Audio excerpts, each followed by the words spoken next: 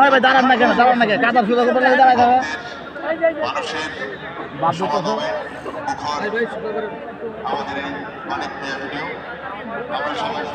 গরম হয় না কেউ গরম হয় না সবাই গরম হয় না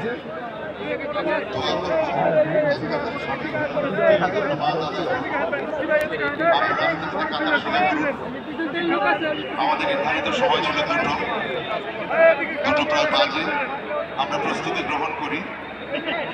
আমি সবার উদ্দেশ্যে বলছি, লক্ষ লক্ষ জনতা, আমাদের লক্ষ্য ছিল দুটোর সময় আমাদের নামাজ হবে জানাজা।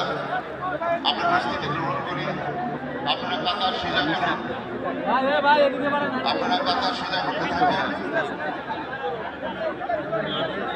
আমাদের সময় সমাগত, আপনারা কাতার সোজা করতে থাকুন। আমাদের গণতান্ত্রিক সংগ্রামের স্মরণীয় নেত্রী, স্বাধীনতার সার্বভৌমত্ব